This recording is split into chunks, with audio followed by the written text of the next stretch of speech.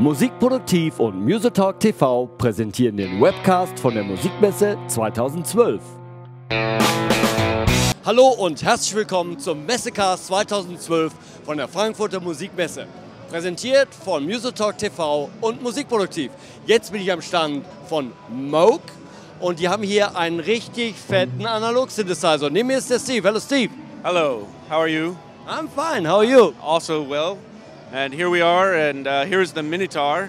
This is an analog bass synthesizer from Moog Music.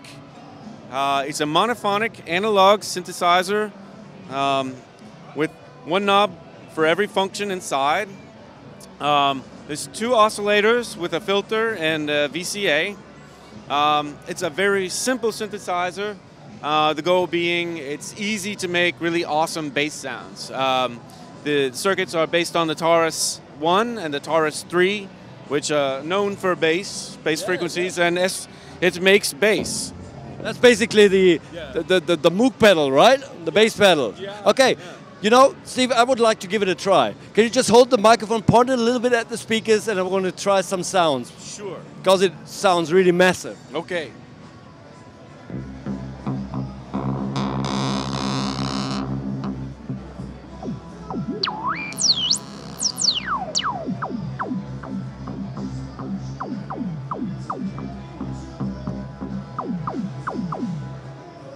Wie man gehört hat, verliert der Sound auch bei einer hohen Resonanz kaum irgendwie am Basssound.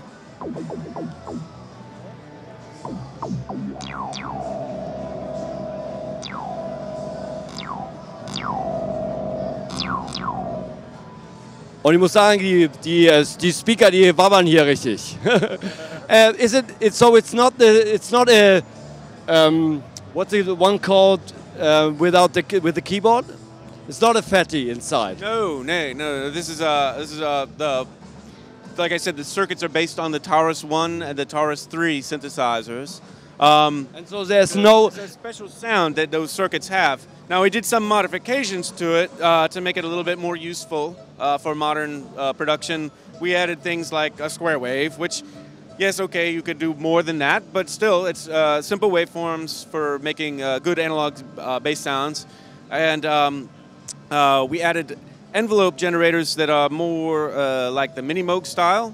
So attack, decay, sustain. So there is no, like in some of your synthesizers, kind of hybrid. Some of the envelopes are controlled digitally. Yes or no? Well, everything that you see on the front panel can be controlled via MIDI, which is really cool. So and there's a USB MIDI connection, so you can hook this to your computer. You can do a complete control of the. But the sound engine itself, that's free of any digital component. The sound engine itself is analog. Yes, signal path is analog. Yes. Okay. Yeah. Completely. And so I cannot, and I shouldn't be able to store any presets, or can I? But yes, you can. Via MIDI, right? Via MIDI. Yeah. So you have a laptop or a computer. In fact, I could show you. On this computer, it's not hooked up to our Minitaur right now, but here's the editor that we're coming out with. It's coming out very soon. When you buy a Minitaur, you can register and get this as a standalone program for free. And what it is when you hook it up via MIDI, you can control from here, or you can control from the Minitaur itself. You can save your settings here.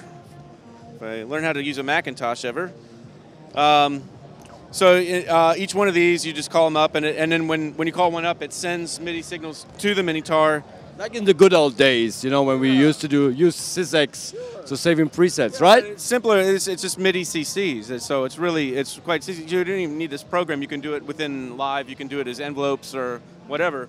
And here's really interesting. Here, you should check this out. So there's all this stuff on the front panel, and then there's all this really kind of cool stuff underneath the panel that things like fine tune of the VCO2. So like if you want to get exactly that particular beating of the oscillators, you can do this.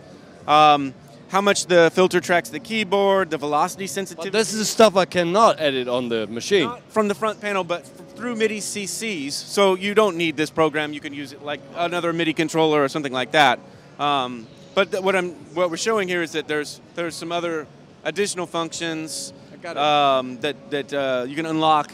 And with the editor, it's really easy. It's a really cool feature I'd like to point out, especially for guys that do dance music, bass-heavy music. It's this thing we call Note Sync. And I can demonstrate it over here. If I call the sound up with 2 oscillators. Sorry. Okay, when you have 2 oscillators and they're close in tune, they kind of phase, right? You hear this up and down phasing. Yep. Okay, so if you're doing sequenced bass lines and you want constant impact, then you need to get rid of that. Right. So we have this thing called Note Sync, so I can reset the phase of the oscillators with every note. Gotcha. Yeah. Speakers. I got it. Yeah, every time.